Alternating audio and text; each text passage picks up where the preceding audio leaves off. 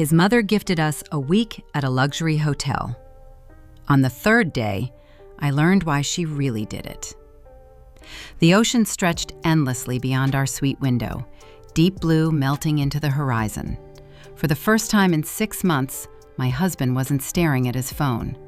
Instead, Ryan lay beside me, lazily running his fingers through my hair like he used to when we first fell in love. "Lena, what if we just stayed here forever?" he murmured. "Found jobs, rented some little place near the water, forgot everyone else existed." I laughed softly. Ryan, a senior mechanical engineer with a brutal mortgage rate, a car loan we were still suffocating under, and a mother who called him 3 times a day, was talking about running away from real life. Fantasy. "And your mom?" I teased. He didn't answer. The silence that followed felt crowded. There was a time when only our plans lived between us. Weekend trips, future kids, paint colors for a nursery we hadn't built yet. Now someone else lived there too, his mother. The woman who gave birth to him 36 years ago and still believed that entitled her to every decision he made. We'd been married 2 years. His mother, Nina Carter, a retired nurse with permanently pursed lips and the faint medicinal scent of heart drops trailing behind her, never openly attacked me. She didn't need to. Her weapon was precision politeness. "Lena, Ryan has had allergies since childhood. Go easy on spices." "Lena, his shirts must be starched properly. I'll show you how." "You did buy the apartment using some of my savings. I don't bring it up often, but a phone call now and then would be nice." So I called, every Sunday, asked about her blood pressure, her neighbor, grocery prices, anything to prove I was trying. She always sounded mildly inconvenienced, as if every minute she spent talking to me was a minute stolen from her son. When Ryan told me the anniversary trip was her gift, I was stunned. 5 nights, 5-star resort, business class flights, spa treatments. This wasn't the woman who counted pennies at the supermarket. "She said we deserve it," Ryan smiled, though his eyes slipped away from mine. "She wants us to grow closer." I wanted to believe him. God, I wanted to. So badly that I silenced the small voice whispering, "Since when does Nina Carter give gifts without conditions?" The hotel was breathtaking. White stone walls glowing under the sun, terracotta paths warm beneath our bare feet, jasmine drifting through the lobby. Breakfast arrived on silver trays, buttery croissants dissolving on the tongue. We swam in a saltwater infinity pool that blended into the ocean itself. At night, we drank mojitos, laughed at stupid videos, and made love with a kind of grateful urgency, like honeymooners terrified the magic might vanish by morning. And slowly, I started to believe we were healing.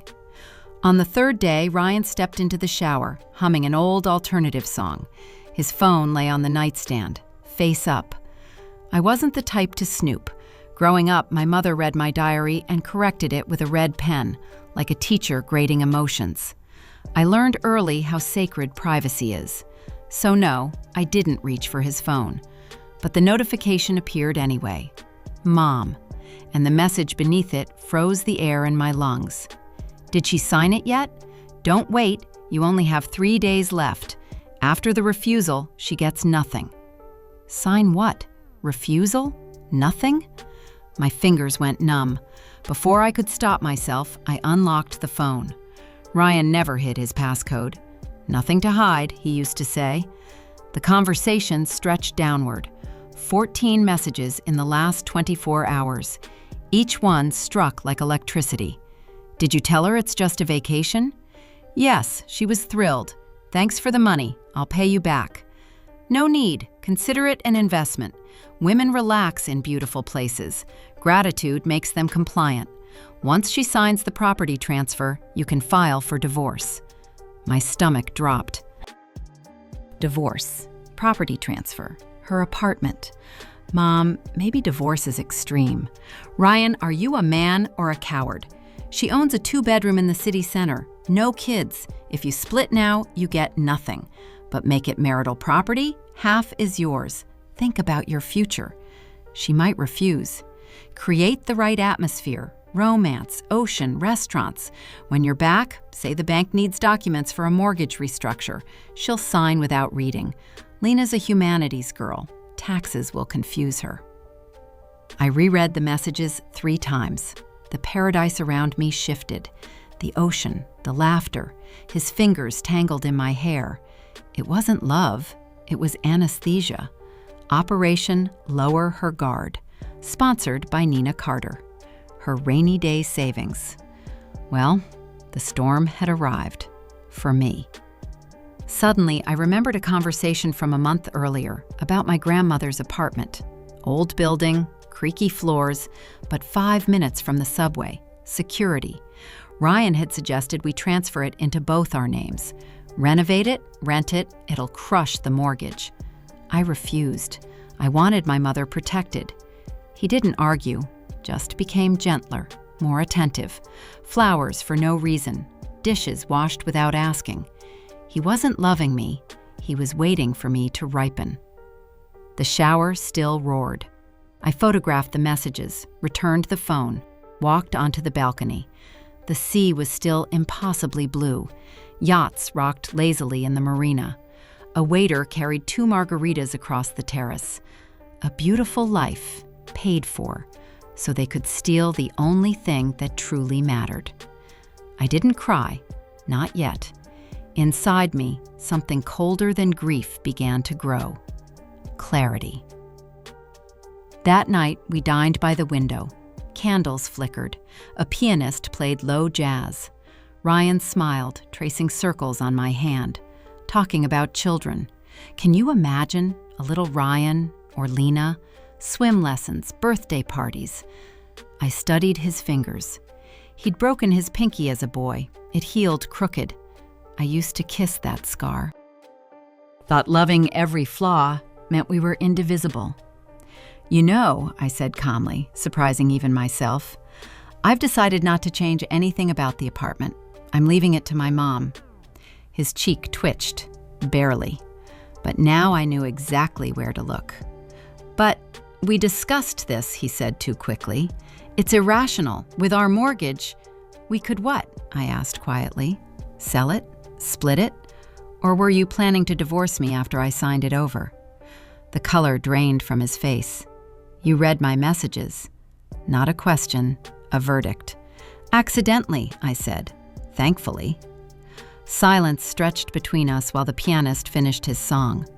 Finally, Ryan whispered, "It was my mom's idea. I didn't want to lie. She just convinced me." Of what? That I'm a failure, he admitted hoarsely. That one day you'll realize you could do better.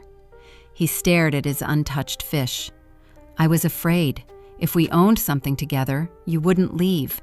And if you did, at least I wouldn't be starting from nothing. So you chose betrayal.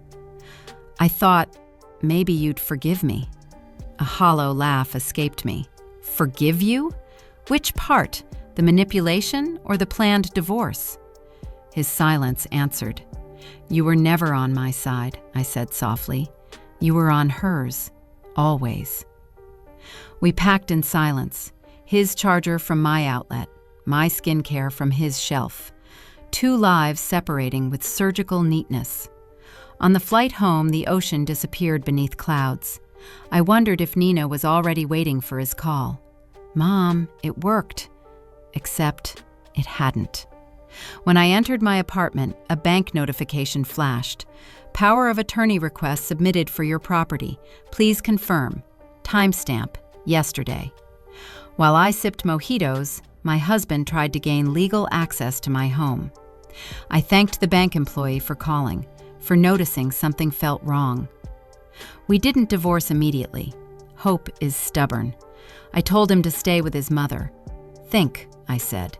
He left, never returned. A week later, I called. Have you decided? A long pause. Mom thinks we should take a break. I'm not asking about your mom, Ryan. I'm asking about you. Then came the truth.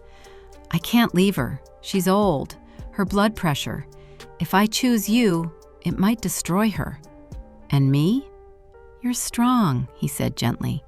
You'll survive. Funny, at our wedding, he promised to protect me, never asked whether I wanted to be strong, just assigned me the role so he could remain weak. A month later, his message arrived. I love you, but if we divorce without a prenup, I get nothing. I have debts. Maybe I should file for asset division. It's not personal, just finances. You understand, right? Yes, I understood everything.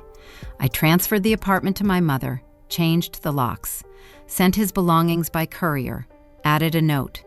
Tell your mom hello. The first nights were sleepless. Then one morning, I woke up and realized something strange.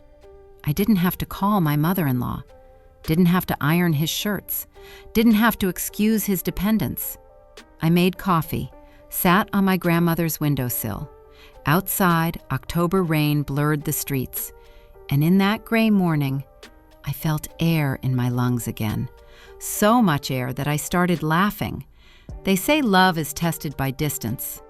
I think it's tested by mortgages, inheritance, and the words, Mom said. People say forgiveness is strength. Maybe. But first, you have to know how not to betray. Nina still calls sometimes. I decline. Then comes the text. Lena, don't be upset. We're family. Ryan loves you. He's just confused. Come visit. I'll bake a pie. I don't know what kind of pie you bake for a son you teach to steal from his wife, but I know one thing. I'm not tasting it. So tell me, could you forgive a betrayal like that? Or is "my mother said so" not an excuse, but a life sentence?